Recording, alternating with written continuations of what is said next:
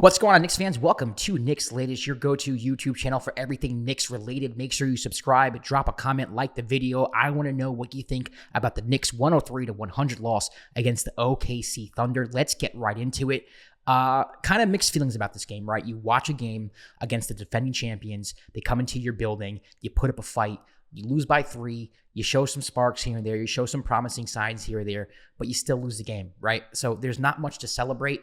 I am not one for moral victories at this point. At this point in my fandom, I want to see a championship. I think this Knicks team can win a championship. I'm not expecting them to win a championship, but if you're going to win one, you're going to have to beat a team like the OKC Thunder 4 times. And when you have them in your building and they're shorthanded as they are, missing Jalen Williams, missing AJ Mitchell, Alex Caruso went out midway through the game, Isaiah Hartenstein played half the game. You want to come away with that victory. And to me, kind of disappointing that they didn't. Now, let's talk a little bit about what happened during the game. You know, they came out to a slow start, could not hit a 3 for the life of them, had a hard time getting into the paint. And then Mohamed Diawara checks in. He hits some threes. He breathes some life into this offense, and the game kind of changes. And that goes back to what we've been discussing for the past week or so. And that's, what are these minutes going to look like for Mohamed Diawara? And how is that going to affect Josh Hart's minutes? How is that going to affect Landry Shamet's minutes, who we'll get into in a second? Once Josh Hart came out the game and you insert Mohamed Diawara, the offense seemed to pick up. There was more flow. It stretched out the floor so the Thunder couldn't really pack the paint. They had to change up their defense a little bit, and I think that affected the Knicks offense. And they were a way more free-flowing offense today than they've been, even with Josh Hart on the floor the past few games. You know, there's a lot of value with Josh Hart. I think Josh Hart will continue to play a huge role on this team. I think he should start. I think he should get the first crack at whatever game that they're in. But I think Mike Brown needs to take a serious look at whether or not Josh Hart deserves the minute load that he's been getting, especially under Tom Thibodeau and for most parts of this year. I think it's gotten to a point now where if he doesn't have it going, if he's not getting rebounds and leading transition points or hitting the 3 when he's shooting it or making things happen in the half court, I think you can have a short leash with Josh Hart now, because you do have a Landry Shamet, because you do have a Mohamed Diawara that we saw. Both players subbed in for Josh and had fantastic halves and led Knick comebacks in both different halves. So even though I don't think Josh should be replaced, even though I don't think Josh should be demoted, I do think that there is some type of role here that he could carve out where he's more of like a Draymond Green type-esque in the half court, somebody who can lead the break in the full court. He can have that effect. And there are games where he could play 30, 35 minutes and be the best player on the floor, similar to what he was like in Toronto the night before.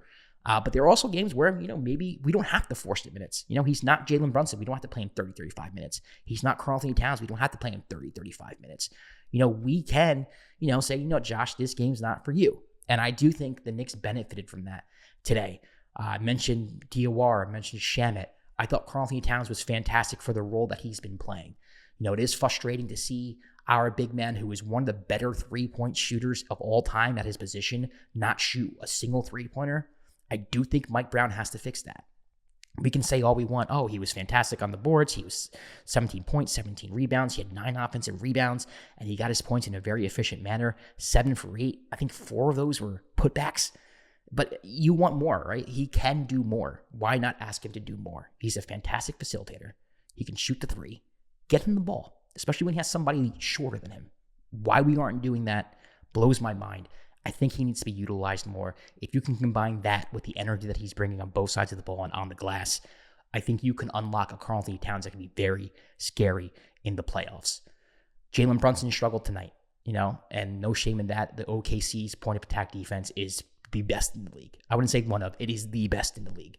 Going against Case and Walls, even SGA, who's taller and longer than him, Lou Dort, giving him problems. Jalen Brunson had a really difficult time getting to his spots, creating separation in the mid-range, getting into the paint and making things happen. But that's what OKC does. Now, he did have a good floor game. He turned the ball over here and there, kind of had a difficult time when they were trapping him off the pick and roll, but he did adjust in the second half. The Knicks did pick up the pace, and Jalen did be a little more patient with the basketball when they trapped him, right? He would let go of the ball a little early. Caruso, Case, and Wallace, got their hands on a couple of passes there, and he was a little more patient in the second half, read the defense better, and that's what you want in your point guard. Missed a game-tying 3 in the corner. Great play design by Mike Brown, but you'll take it. I'm happy to see that Mike Brown can draw something out at the end of the game to get an open three for our best player. Just didn't make it. It happens. You move on. Hopefully he learns from this game, and maybe Mike can find some way to get him open off the ball so he can create some type of separation without having to do it by dancing on the perimeter. Mikal Bridges, I thought, had a good game. I thought he played good defensively. He was active. I thought he didn't shoot too well, but the shots that he did take were good shots. Just didn't fall down from three-point range. But overall, I don't think he was too bad. This is one of, I guess, Jose Alvarado's, one of my least favorite games from him. He really didn't do much. They were going under screens on him. The Raptors, they would go over and they would try to either drop coverage, and Jose was picking them apart and drop coverage with pocket passing and getting into the lane. I think the Thunder saw that and they said, you know what, we're just going to keep him in front of us. If he wants to shoot the three off the dribble, he can do it. Jose can catch and shoot the three, but off the dribble is a different animal. He missed his first two, was kind of hesitant to shoot from that point on, and really didn't have the impact offensively that he's had for the Knicks since he's come over to New York. Huckporty came in, really, he had some nice moments here defensively. Jeremy Shohan played a minute. I thought he played well in that minute. It would be interesting to see if, on nights where Mitchell Robinson doesn't play, does Shohan get minutes at the 5 and we go small. So overall, I thought the Knicks played well. I don't think it was a bad game. I'm not sitting here mad. But you do see that, like, hey, listen, we gave it our best shot and we still lost to the champions. There's still work to be done. This was a litmus test, and the litmus test is showing us, all right, you're good. You're just not there yet. That's what we learned. And there's still time to figure this out. We still got, a whole month of games, a month and a half worth of games, to get better, to reach that ceiling. Just because you lose to the champions on your home court doesn't mean that you're going to do so when it comes June. We still got a chance to go on their home court and get a victory, and things can change in that manner. The Knicks were also missing Mitchell Robinson, and we know how Mitch can affect a game. Missing Deuce Bride, we know how Deuce can affect a game. So overall, not mad at it, not happy about it. Obviously, you want to win the game.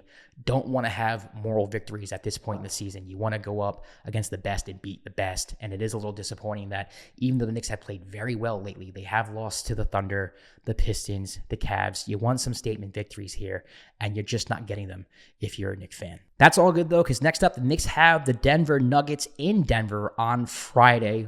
We'll tune in for that. We'll recap that and we'll preview that as well.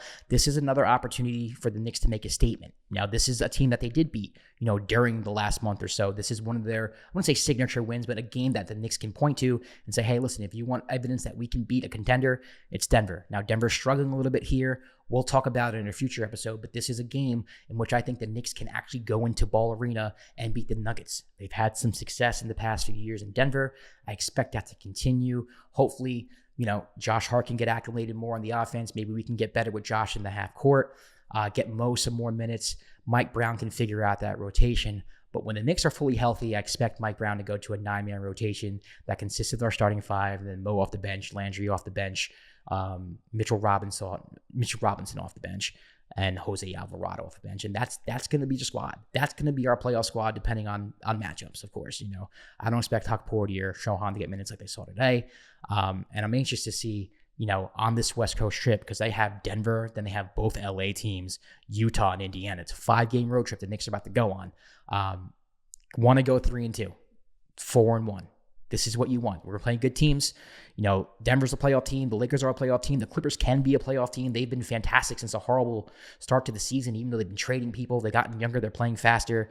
The Jazz are always tough, and the Pacers, for whatever reason, we just can't beat. So it is a tough road trip coming. We're going to learn a lot about the Knicks, but still happy with the way they've been playing overall. Just wish that they could have got the W. All right, make sure you subscribe to the channel. Drop a comment. Let me know what you think about the game against the Thunder. Let me know if you're worried as a Knicks fan. Let me know if you see nothing but good signs as a Knicks fan. What adjustments would you want Mike Brown to make? Let me know what you think about the Josh Hart, Diawara, Landry Shamet minute situation. And we'll talk about it tomorrow. See you tomorrow for an episode of Knicks Latest. Peace.